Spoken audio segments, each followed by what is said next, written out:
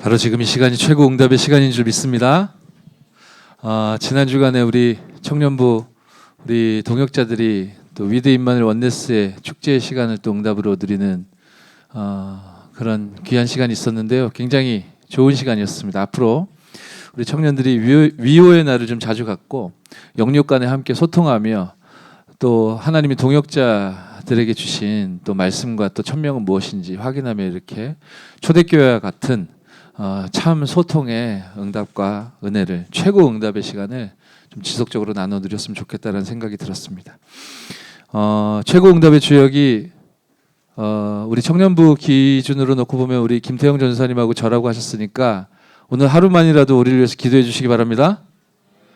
그리고 최고 응답의 주역은 바로 우리 청년들이라고 하셨습니다. 옆 사람 축복하겠습니다. 당신이 최고 응답의 주역입니다.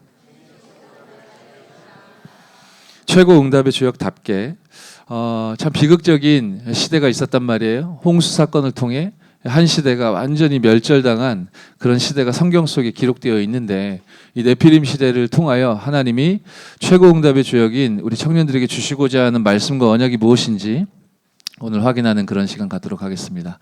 홍수 사건의 역사적 사실과 그 이유라는 제목으로 창세기 7번째 메시지 함께 나눌 텐데요. 하나님 말씀은 창세기 8장 20절 말씀. 네, 제가 이렇게 기록해 왔으니까요. 화면 보시고 함께 한 목소리로 읽도록 하겠습니다. 시작. 노아가 여호와께 제단을 쌓고 모든 정결한 짐승과 모든 정결한 새 중에서 제물을 취하여 번제를 제단에 드렸더니. 아멘. 홍수 사건 이후에 노아가 행했던 첫 번째 일입니다. 서론인데요. 오늘 조찬 당회 때부터 계속 지속적으로 말씀을 주시는 가운데 우리 임마누엘 서울교회가 성전 이전을 앞두고 있고 우리 교회는 237 성전이라는 언약 가운데 전성도가 말씀 따라 지금 원네스 되어가고 있는데 어떠한 교회여야 되겠냐, 어떤 예배당이어야 되겠냐, 모여서 예배드리는 예배당은 당연히 있어야 되겠지만 렘넌트들이 홀로 하나님이 허락하신 그 장소에서 또 기도하며 하나님께 또 질문하고 또 답을 얻고 집중할 수 있는 렘넌트 채플이 있는 그런 교회여야 한다라고 하셨습니다. 진짜로 렘넌트들이 치유받을 수 있는 우리 교회에 주신 언약은 렘넌트 채플이 있는 예배당이어야 되겠다. 기도할 수 있는 예배당이어야 되겠다 하셨어요. 옆에 제가 사진을 붙여놨는데 사크레케르 대성당이래요. 이름이 참 발음하기가 어려운데 지난번 우리 해외 선교 캠프 때 저는 프랑스 파리를 다녀왔는데 그때 방문했던 성당이거든요. 몽마르트 언덕 위에 우뚝 솟아 있는 성당이고 저기를 우리 청년들과 함께 이제 방문하고 현장도 탐방하고 그리고 짧은 시간이지만 그렇게 돌아왔었는데 몽마르트 언덕 위에 멋지게 이렇게 서 있더라고요. 그런데 내부를 제가 보면서도 좀 느낀 바가 있어서 말씀을 드리려고 하는 겁니다. 내부에 이렇게 들어섰더니 그 대략 예상 가능한 그 성당의 내부 모습이었어요. 천장 굉장히 높고 많은 예술 작품들이 여기저기에 우상을 깎아 만들어 전시되어 있고 뭐 빛도 은은하게 이렇게 자연광이 채광되고 이런 형태의 또 원형의 큰 대예배실이 있는 사진으로 어느 정도는 이제 여러분들이 느끼실 수 있을 텐데 그런데 이제 제가 주목한 부분은 그 옆에 이제 표현이 잘 안 되어지지만 옆에 작은 두 가지 사진을 제가 붙여 놓았는데요. 제가 성전 내부에 들어가서 이 우상 신전이 굉장히 집중 포인트를 가지고 있구나라는 생각이 좀 들었습니다. 이제 곳곳에 사람들이 집중할 수 있는 포인트를 이렇게 딱딱 만들어 놨더라고요. 제일 작은 사진 보면 여러분 잘 보이진 않겠지만 촛불 같은 거 막 이렇게 켜놓은 뭐 이런 거 잠시 이렇게 확인하실 수 있을 텐데 촛불을 이렇게 밝혀 놓은 그런 공간들이 여기저기 이렇게 비치되어 있는데요. 사람들이 자기가 직접 그 초에 불을 붙이면서 뭔가 이렇게 행위를 하더라고요. 제가 옆에서 이렇게 지켜봤을 때에는 뭐 기도문을 읊는다든지 자기 소원을 빈다든지 좀 이러한 형태의 모습들을 확인할 수 있었고 곳곳에 비치되어 있는 그 제단 같은 곳에서 촛불을 켜거나 또 켰던 초를 다시 끄거나 뭔가 이게 방법을 통해 계속 이제 집중하는 모습들 제가 봤고요. 그냥 관광지겠지 하고 이렇게 들어갔는데 줄 서서 그냥 관광지겠거니 하고 들어섰는데 대성당 내부에도 사람들이 뭐 혼자 앉아 있는 사람들도 꽤 되고요. 가만히 앉아 있는 사람들 제가 이렇게 보니까 뭔가 이렇게 기도하고 있는 모습들이 이렇게 보이고, 그리고 굉장히 재밌다라는 생각이 들었던 것은 큰 성당이고 내부에 큰 예배실이 있는데, 그러니까 우리 지금 여기 301호 예배실이잖아요. 전체 예배실인데 이 벽면으로는 전체 사이드에 소 예배실이 이렇게 만들어져 있어요. 방을 따로 만들어 놓은 게 아니고 그냥 그 공간을 살려가지고 소 예배실, 소강당 같은 것들 그냥 그 뭔가의 컨셉이 있는 것 같아요. 어떤 성자의 이름을 딴 처소가 있고, 어떤 그들이 존경하는 어떤 사건이나 주목하는 그런 게 뭐 테마가 된 이렇게 공간들이 이 사이드에는 막 이렇게 나름대로 이렇게 배치가 돼 있더라고요. 그래서 자기가 기도하는 그 포인트에 맞는, 자기의 지금 상황에 맞는, 자기가 집중하기 좋은 그런 공간에 말하자면 흩어져 앉아가지고요, 집중하고 기도하는 이런 모습들을 보면서 이게 그냥 만들어 놓은 게 아니고 뭔가 이 우상 신전도 이렇게 기도하고 뭔가 힘을 얻고 뭔가를 이렇게 갈구하고 간구하는 이런 시스템을 갖추고 있구나. 우리가 좀 봐야 될 부분들은 봐야 되겠다. 좀 그런 생각을 하면서 돌아왔는데, 오늘 이 렘넌트 채플이라는 메시지를 이렇게 딱 봤는데요, 갑자기 이제 그 생각이 나더라고요. 이렇게 온 세상을 이제 사단이요, 우상 숭배 가운데 몰아넣고 많은 인재들을 지렛대를 들이워서 다 끌고 가고 있는 형편입니다. 제가 이제 사회생활 시작하고 이제 음악을 하고 어떤 회사에 속하고 그래서 열심히 연습을 하고 있던 어느 날 새로운 연습생이 이렇게 들어와가지고 이렇게 만나셨는데요. 그냥 동료 연습생이었는데 한 몇 개월 지나고 나니까 이제 제 여자친구가 됐어요. 그리고 그 여자친구하고 이제 데이트도 하고 이렇게 사귀다 보니까 수년이 흐른 뒤에는 이제 부부가 됐거든요. 이제 위탁 연습생으로 우리 회사에 왔던 연습생이었는데 뭐 가수죠. 제 처 같은 경우는 앨범을 한 장 내고 망했습니다. 그리고 이제 은퇴했습니다. 그러고 나서 내가 뭐 해야 되지 막 방황하더라고요. 그러면서 또 이게 살아가야 하니까, 또 하나님 주신 걸 찾아야 되니까 막 고민하고 이렇게 방황하고 하는데, 이제 결혼하기 전에 우리 청년의 때에, 그런데 이게 마음에 막 애가 타고 막 불이 타나 봐요. 자기는 이제 일을 하다가 이제 그만뒀고 중도에 하차했지만 이 연예인들 살려야 된다, 문화권 복음화해야 된다, 막 여기에 대해서 막 기도하고 애를 태우고 막 그러더라고요.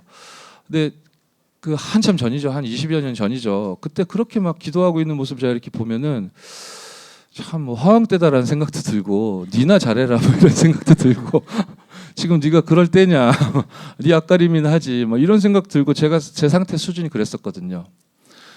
그런데 그러던 수준의 저도 이제 제 삶과 제 생각, 마음, 영혼 뭐 모든 것들이 이제 복음화가 되어지면서, 내가 사랑하고 또 가깝고 나하고 친근한 사람이 옳다고 믿는 그거에 내가 딸려갔다기보다는 하나님이 나에게 주신 언약, 그것이 이제 발견이 되게 되니까 저도 설득에 의하여가 아니라 이 세계는 복음화돼야 된다, 예수 그리스도를 전해야 되는 거고 누려야 되는 거고 세계는 복음화돼야 된다, 여기에 대해서 저도 사실은 언약으로 딱 사로잡히게 되어졌거든요. 그러니까 저보다 먼저 언약을 붙든 게 제 처였단 말이에요. 제 와이프가 이제 저를 전도한 거거든요. 시간이 오래 지났어요. 한 2, 3년 전쯤부터 저희 처가 이제 아이들 양육하고 기르고 또 많은 나름 바쁜 시간표를 이렇게 지나다가 아이들이 이제 어느 정도 성장하고 늘 붙어 다녀야 되고 늘 챙겨줬어야 했는데, 이제는 그러지 않아도 아이들이 단독 시스템으로 어느 정도 서게 되니까 이제는 조금씩 현장의 문이 열리기 시작하더라고요.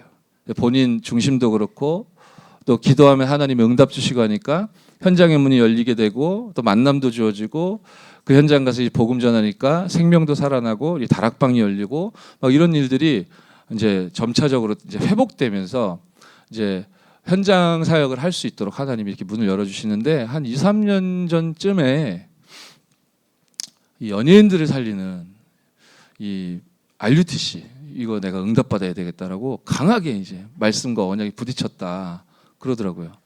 그래서 저 강남에 연예인들이 정말 편안하게 올 수 있는 그런 시스템을 만들어 놓고 연예인들을 살려야 되겠다. 하나님 오늘 예배 드리고 말씀 받는데 나에게 강한 언약을 주셨다 그러더라고요. 그래서 그래 알았어. 그랬죠. 그래 나도 기도해 줄게. 그랬어요. 그리고 이제 시간 지났는데 이게 하나님 주신 언약인지 흔들리지가 않고 때마다 이렇게 포럼을 해요. 그래서 한 번씩 저는 이제 우리는 이제 부부고 친하고 가깝잖아요. 저는 이상하게 친한 사람 막 약 올리고 싶어요. 그래서 뭐 너 돈 있냐? 막 이러고 뭐 어디 뭐 부동산 가서 뭐 그럼 집 보러 다니고 있냐? 막 그러면 막 이제 기도한다고 막 그래요. 하나님이 어떻게 문을 여시느냐 하면요. 제가 그러지 말고 다락방을 시작해라.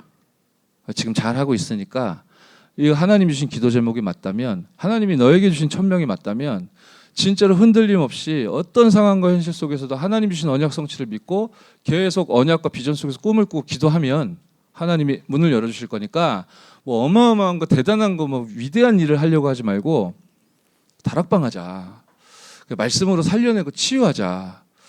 현장에서 사람을 살리게 되면 하나님이 그 응답들 그 작은 것 같지만 거기서부터 출발해 중요한 문을 열어주실 거니까 뭘 노리지 말고 기도하자. 제쳐도 뭐 인격이 뭔가를 대단하게 노리고 사는 그런 사람 아니거든요. 이게 통하니까 언약이 대번에 알아듣고 알겠다 했는데 이제 우리 교회 인근에 한림여고문을 예고문을 하나님 딱 여시더라고요.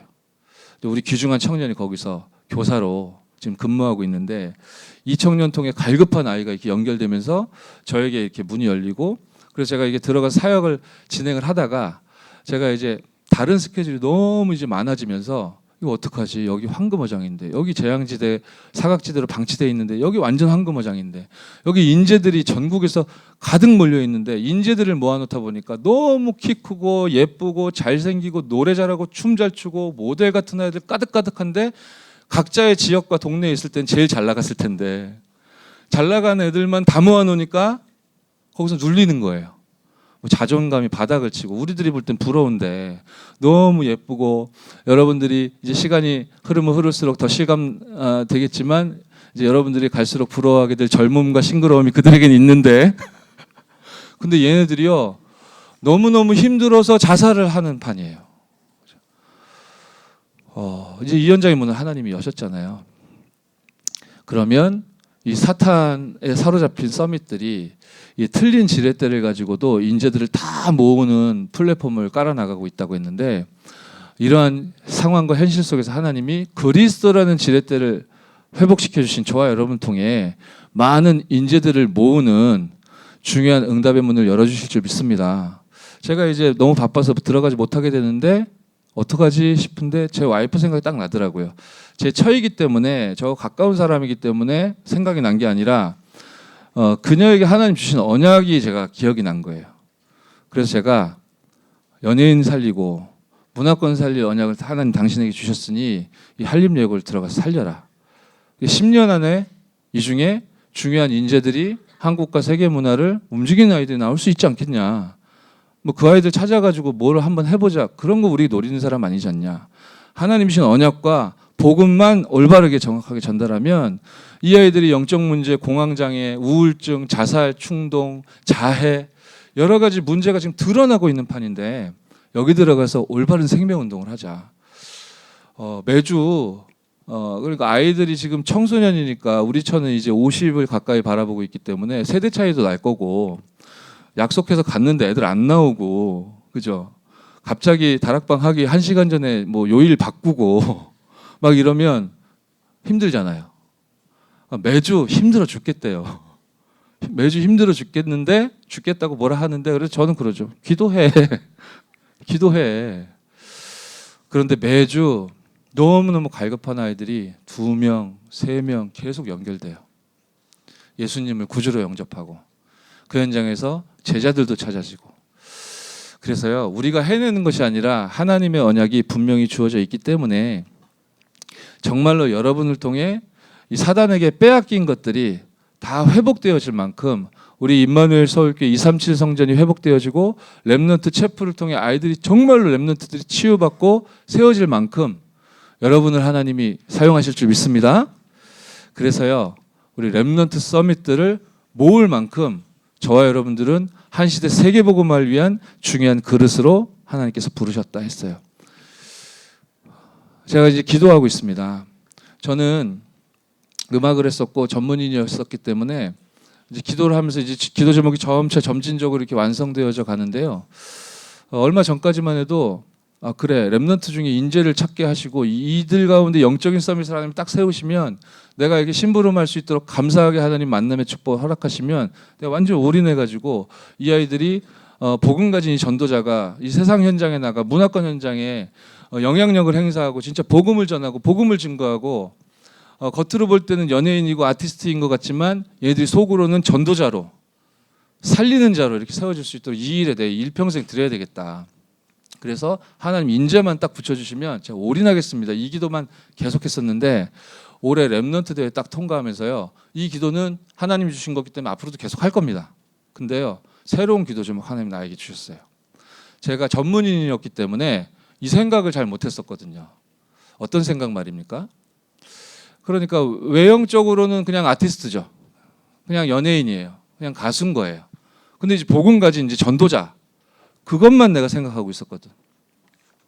근데 올해 렘넌트에 딱 통과하면서 하나님이요, 저에게 언약을 좀 구체화시켜 주셨는데 아니다. 하나님이 우리에게 주신 복음은 완전하고 위대하다. 그러면 내가 예수 믿어서 얼마나 지금 영적 문제 가운데 시달리던 내가 치유받고 그 힘이 없던 내가 얼마나 하나님이 위로부터 주시는 힘을 소유하고 누릴 수 있게 되었는데 이게 얼마나 자랑스러운 복음이고 이게 얼마나 완전한 복음이고 이게 얼마나 위대한 복음인데 왜 이거를 우리는 숨길 생각만 해야 되는가, 뭐 이런 생각이 들더라고요. 왜 숨겨야 됩니까? 방송 나가서 뭐 할렐루야 했다가 뭐 개독교라고 공격받을 수 있으니까요. 그리고 뭐 종교 편향이라고 뭐 공격받고 지적받을 수 있으니까요. 공인이 그러면 안 된다 막 지적받을 수 있으니까. 그러니까 말 못하고 그냥 벙어리 냉가슴 앓듯이 나 예수 믿지만 그냥 끙끙 앓고 그럴 수밖에 없는, 아니다, 이것만 있는 건 아니지 않을까. 제가 동역자들하고 지금 기도하고 있는데 나는 예수 믿는 게 너무 자랑스럽고 나는 너무 좋고 난 너희들도 예수 믿었으면 좋겠어.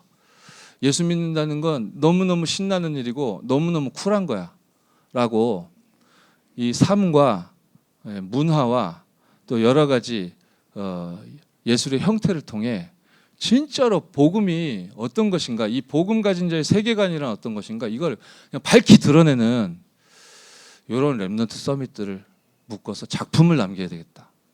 제가 지금 기도하고 있습니다. 물론 보이지 않게 비밀 결사대로 딱 파고 들어가서 정복해야 될 그런 시스템도 필요하겠지만 아니다. 오히려 밝히 드러내고 사단의 머리를 본격적으로 깨트리는 진짜로 렘넌트 서밋들을 찾아 세워야 되겠다. 여러분들도 생각나시면 좀 기도해 주시기 바라고요. 그래야지만 이 현장을 치유할 수 있기 때문에 답이 없는 우상 신전들도요, 뭔가에 집중해 포인트를 딱 만들어 놓고 치유받기를 원해서 온갖 뭐 서적, 자료, 영상 다 활용해가지고 저도 홀로코스트 가봤거든요. 진짜 저도 한 바퀴 쭉 돌고 나오고 마지막에 그 신발 쌓아놓은 거 딱 보니까 뭔가 한이 막 맺히는 것 같더라니까. 아주 뭔가 인위적이지 않게 억지스럽지 않게 자연스럽게 그냥 동선을 따라가는데 영상도 볼 수 있고 뭔가 이렇게 메시지도 이렇게 심길 수 있고 마지막에 클라이맥스가 나오는데 신발이요, 우리는 2층으로 오게 돼요. 근데 저 지하 혹은 1층부터 쌓여져 있어요, 신발이. 내가 2층에 서 있는데 그 신발 산의 꼭대기가 내 시선하고 딱 맞을 만큼 그렇게 어마어마하게 신발이 쌓여져 있는데 그게 전부 다 홀로코스트 참사를 통해서 이제 학살당한 사람들이 신었던 신발 모아놓은 거다 이거예요. 내가 유대인이면 그거 보면요 울컥할 것 같더라고요. 이런 걸 이렇게 넣어 놓으니까 이 사람들이 민족주의로 그 선민사상으로 덜 똘똘 뭉칠 수 있는 것이죠. 그렇습니다. 이 세상의 것으로도 이렇게 많은 영향을 줄 수 있는데 정말로 복음이 무엇이며 이 전도운동이 왜 필요한지에 대해서 저와 여러분이 진짜로 이유를 붙잡고 승리하는 은혜 있기를 바랍니다. 제가 꼭 봐야 된다는 생각을 좀 요즘에 하고 있는데 요즘에 영화 조커라는 게 굉장히 화제인 것 같더라고요. 혹시 보신 청년들도 있을지 모르겠는데 제가 누구한테 이렇게 들었는데요. 극장에 영화를 보러 갔대요. 영화를 그 조커를 보러 간 거예요. 보러 가서 이렇게 가만히 보는데 이제 일단의 청소년 그 고등학생 남자 무리들이 막 시끄럽게 들어오더래요. 그러니까 딱 봐도 이 마블 그런 히어로물인 줄 알고 그걸 볼 준비와 자세를 가지고 한번 오늘 스트레스 풀자 이러고 아이들이 들어오는구나 그렇게 여겨지는 아이들이 극장에 가득 들어와가지고 함께 보는데 그 영화 상영 시간이 뭐 얼마 되겠습니까? 뭐 1시간 20분 30분 정도 되겠죠. 근데 영화가 굉장히 진지하다 하더라고요. 그런 뭐 액션물이나 히어로물이 아니고 뭔가 좀 낯선 좀 스타일의 영화다 하더라고. 굉장히 정적이고 그렇다 하더라고요. 근데요, 그 영화를 보는데 어른도 있고 그런 청소년들도 있고 원래 시끌시끌한 아이들도 모여져 있고 그런데요, 그 120분여 동안 조용하더래. 그러니까 그 관객들이 다 빨려 들어간 거죠. 그리고 이제 영화가 끝나고 이 사람이 딱 나오는데 그 청소년들을 딱 봤대. 그럼 뭐 보통 야 어땠어? 뭐 재밌었어? 뭐 죽였어? 막 난 재미없었어? 막 이래야 되잖아요. 근데 애들이 뭔가 넋이 나간 사람들처럼 얼빠진 사람들처럼 서로 이렇게 어색하게 서로 이렇게 쳐다보면서 뭐 갈까? 이러면서 가더래. 그러니까 얘들이 기대했던 그런 게 아니에요. 근데 뭔가는 모르겠는데 빨려 들어갔나 봐. 그죠? 뭔가 얘들이 아직 경험해보지 못한 뭔가의 이야기와 이 어떤 스타일과 어떤 메시지가 이게 들어왔지. 이게 이제 뭔지는 모르겠는데 이게 얘들이 만약에 뭐 나는 좀 억압 속에 있다. 어떤 얘들이 상처에 사로잡혀 있다. 겉으로는 막 쾌활하게 웃고 떠들고 하지만 뭔가의 분노가 있다. 막 이런 것들이 있는데요. 이 뭔가에 이게 확 나한테 들어와 가지고 이게 이제 버무려지면서 이게 깨달았다. 이렇게 나오면 그래서 미국에서는 극장에 막 경찰도 배치된다 하지 않습니까? 이전에 조커 나왔던 그 유명한 배트맨 영화 그거 보다가 막 극장에서 총으로 막 난사하고 이런 사건도 있었기 때문에 이번 영화도 사람들에게 그런 영향을 줄 수 있을 만큼 메시지가 강력하다 해가지고 경찰들이 배치됐다 하잖아요. 보십시오. 지금 실제로 많은 자료들을 가지고 영상이라는 힘 있는 매체를 통해서 종합 예술이라는 어떤 이 플랫폼을 가지고 실제로 많은 영향을 주고 있는 이러한 일들을 이 세상은 또 사단은 행하고 있고 저와 여러분들도 그 영향을 주고받고 있죠. 그래서 저와 여러분이 진짜로 이유를 알고 또 이유를 알리는 최고 응답의 주역으로 오늘 굳게 언약을 붙잡는 승리 있으시길 바랍니다. 왜 이유를 알아야 되고 왜 이유를 알려야 되느냐? 네피림 시대이기 때문입니다. 그렇죠? 이게 우상숭배라고 하셨는데 이게 네피림의 지렛대요. 이 네피림의 그릇이고 이게 네피림의 트랜스미션이잖아요. 그죠? 출애굽기 20장 4절 5절에 보면 우상숭배하는 자는 3, 4대까지 멸망받을 것이다. 그게 성경의 말씀이에요. 의미는 무엇일까요? 멸망의 상태 가운데 멸망의 현실 가운데 지금 처해 있는데 거기서 빠져나올 수 있는 힘을 가진 인간이 하나도 없는 거예요. 망한 현실 속에 내가 처해 있는데 거기서 내가 스스로 걸어 빠져나올 수가 없는 것이죠. 그러니까 계속 될 수밖에요. 3, 4대까지 망한다? 그냥 브레이크 없으면 계속 망해가는 겁니다. 그죠? 우리 다락방 1세대 목사님들하고 흔하게 표현합니다. 그죠? 그분이 나고 우리 1세대 목사님들이 태어나서 자란 그 가문에 그분들이 1세대는 아니잖아요. 그죠? 여러분들도 언젠가 1세대로 불릴 때가 옵니다. 할렐루야. 영원한 것은 하나님 말씀뿐이라니까요. 저 5년 있으면 50대예요. 영원한 것은 하나님의 말씀뿐인 겁니다. 그러니까 이 망해 있는 현실 속에 이 문제를 해결해 줄 수 있는 능력이 개입되지 않으면 브레이크 없이 계속 멸망 3, 4대뿐만 아니고 영원히 지속될 수밖에 없는 거예요. 그러니까 너무 힘들죠. 내가 뭐 문제의 원인은 알지 못하기 때문에 뭔가 해방구나 돌파구는 필요한데 이게 어디서 이게 문제가 온 건지도 모르겠고 어떻게 해결받을 줄도 알지 못하기 때문에 사람들이 헤매는 그 모든 행위와 모든 움직임을 고린도전서 10장 20절에 바울 사도는 이렇게 말했어요. 대저 이방인들의 제사하는 것은 귀신과 교제하는 것이다. 우상 숭배가 뭐냐? 하나님 떠난 모든 것이, 모든 행위가, 모든 생각이, 모든 것이 다 우상 숭배인데 그게 왜 우리에게 문제가 되냐면요. 사탄 마귀 귀신과 내가 그걸 의도한 게 아닌데 원치 않는데 교제하는 거란 말이에요. 그 결과로 영적인 문제가 덮칠 수밖에 없는 것이기 때문에 나는 너희들이 귀신과 교제하는 자가 되기를 원치 않는다라고 바울 사도가 고린도 교회에 보낸 메시지잖아요. 그래서요, 골로새 3장 5절 6절 뭐라고 말씀합니까? 그러므로 땅에 있는 지체를 죽이라. 곧 음란과 부정과 사욕과 악한 정욕과 탐심이니 탐심은 우상 숭배니라. 이것들로 말미암아 하나님의 진노가 임하느니라.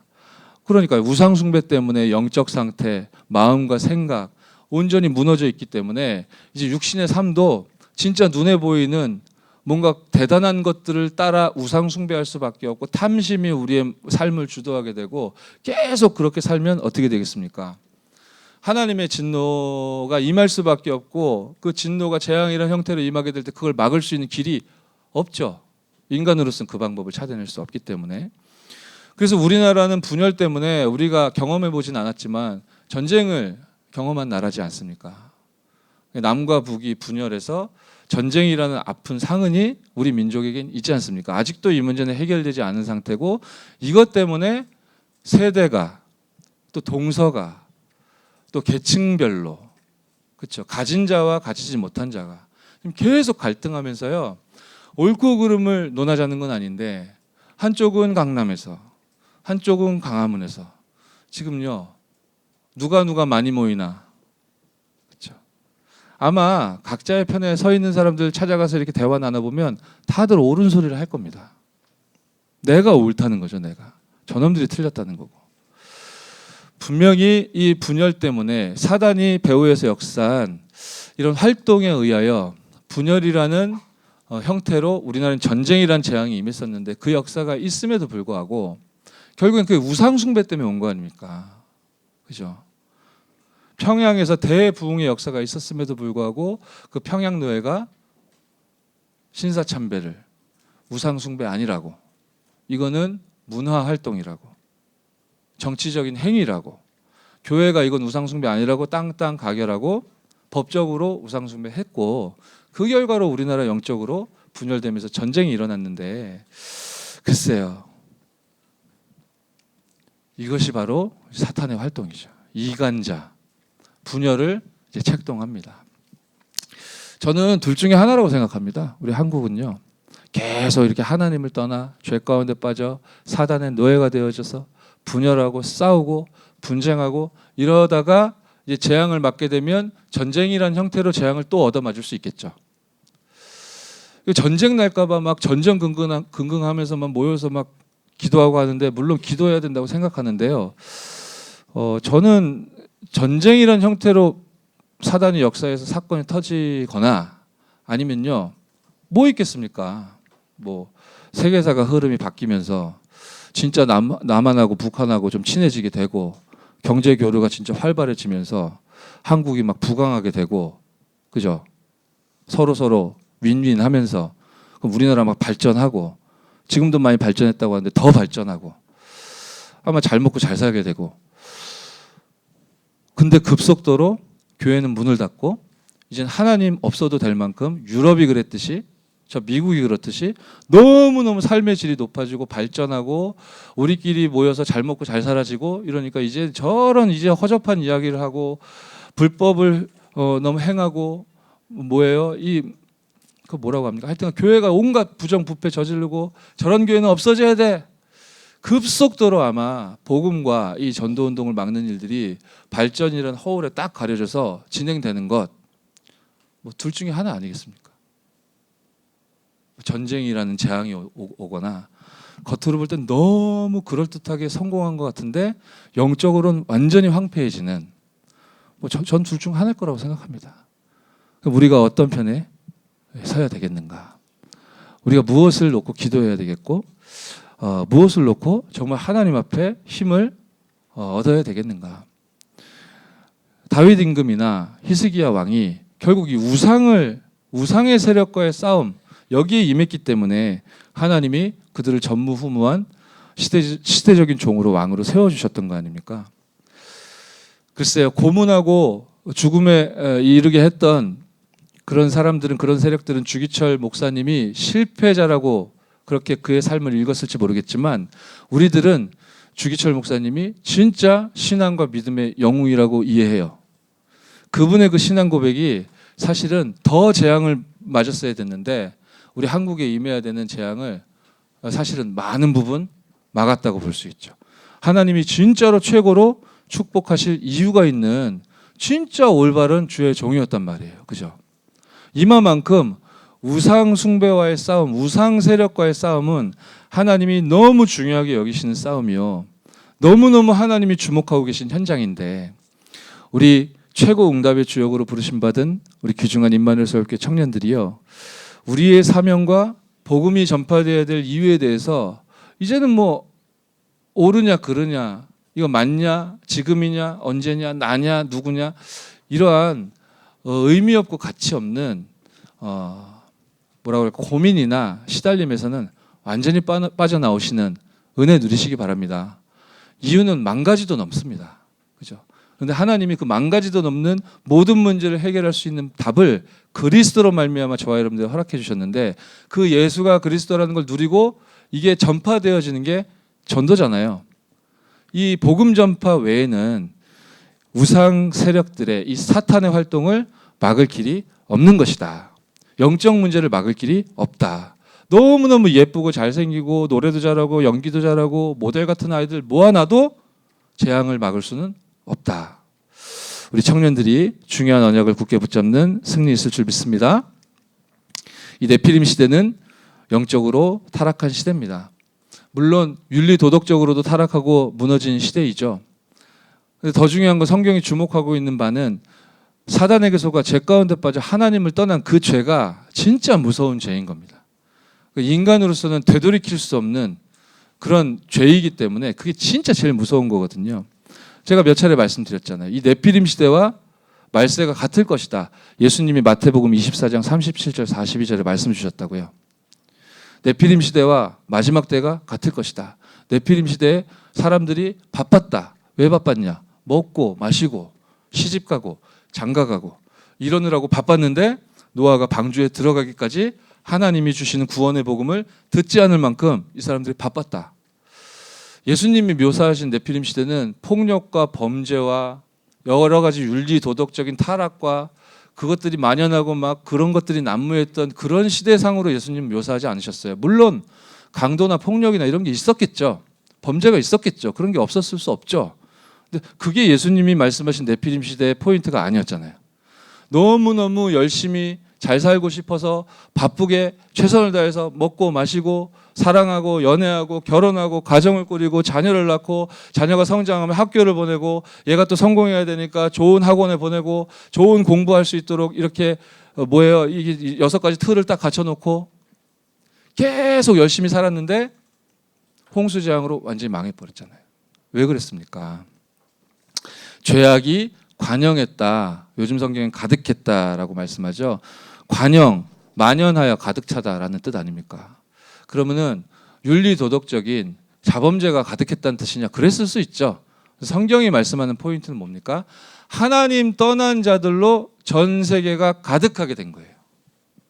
그죠? 그래서 그 시대가 재앙을 맞이한 겁니다. 복음이 없기 때문에.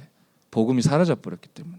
그러니 마음과 생각이 악했다. 그 마음의 생각이 모든 계획이 항상 악할 뿐임을 보시고 뭐 늘 도둑질을 해야 되겠다. 저놈을 어떻게 뭐 등쳐 먹을까? 저거를 어떻게 죽여야 잘 죽였다고 소문이 날까? 늘 그런 생각만 했다는 뜻입니까? 그런 진짜 천인공노할 범죄자도 있었겠죠. 얼마 전에 잡혔던 그 수십 년 동안 숨어 지냈던 그 범죄자처럼 사단에게 완전히 잡혀가지고 누가 봐도 사악하다 싶을 만큼 그 극악한 범죄를 저지르는 악인들도 있었겠죠. 근데 여기서 말씀하는 마음의 생각, 모든 계획이 항상 악했다. 무슨 뜻입니까? 하나님을 떠났으니까요.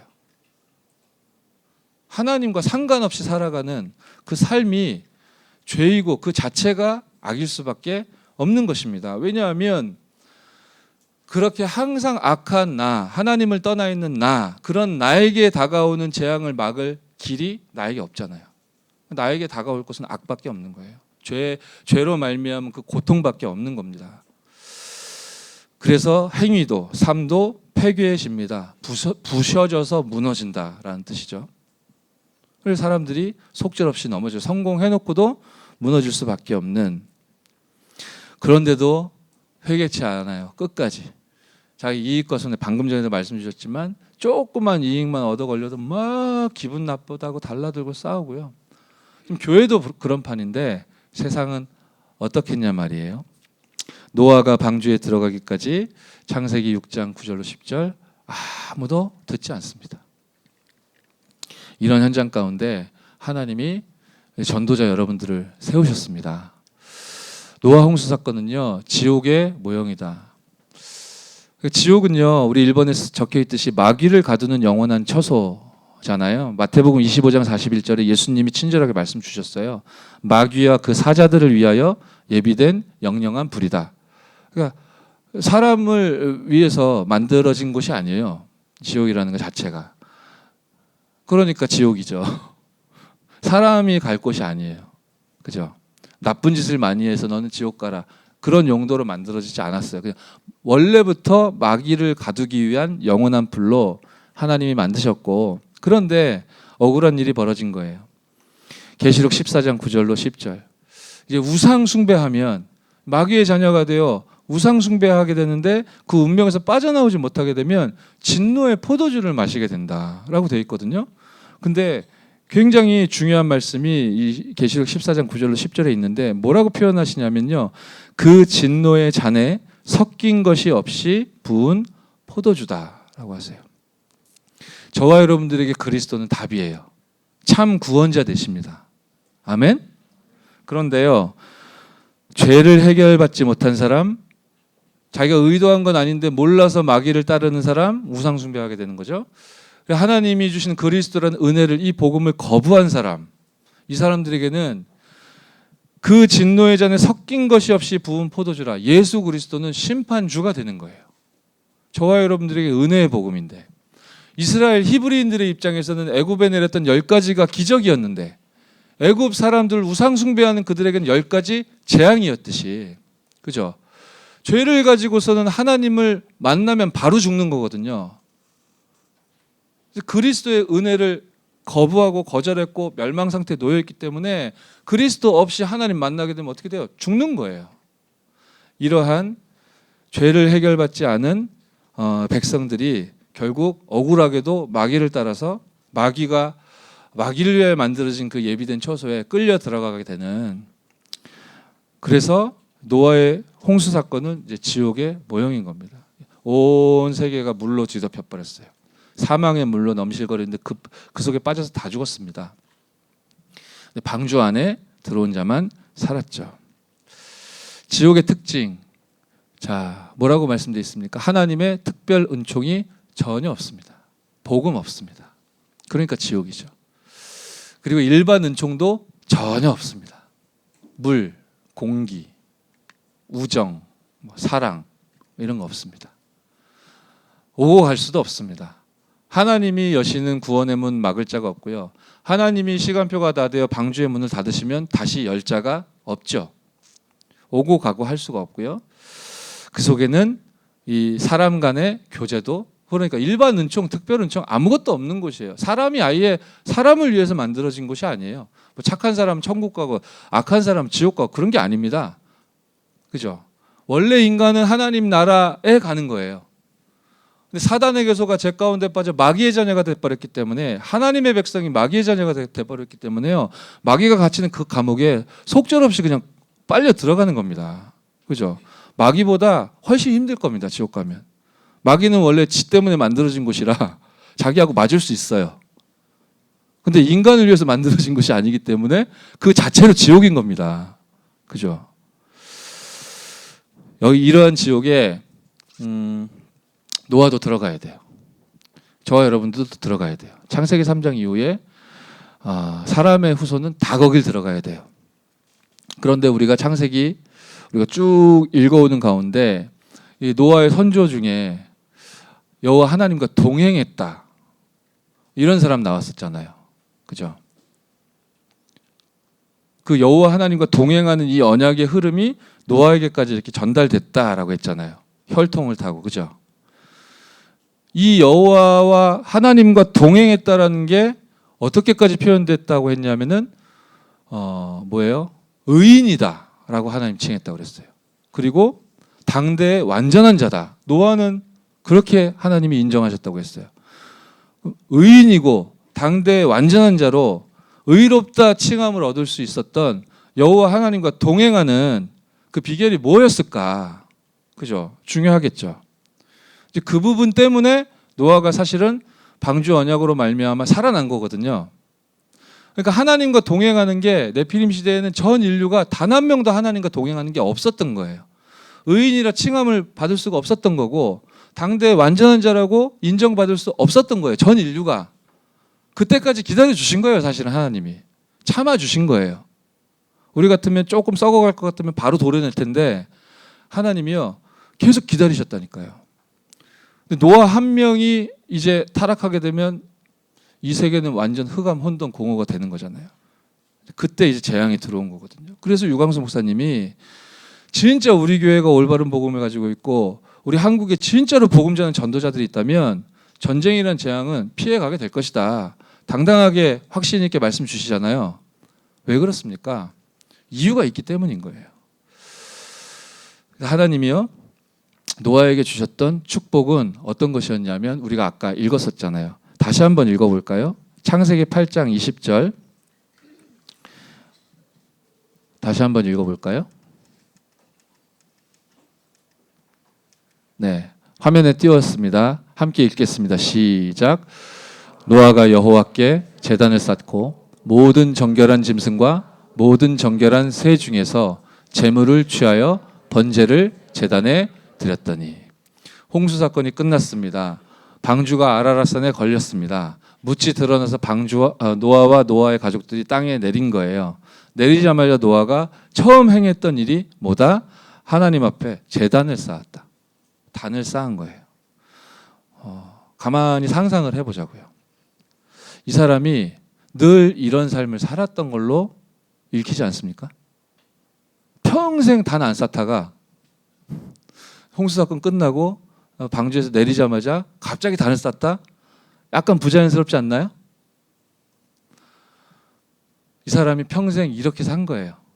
하나님 앞에 제단을 쌓고 더 중요한 건 뭐예요? 제물을 취하여 번제를 제단에 드렸다. 이거는 피제사 드렸다는 거예요.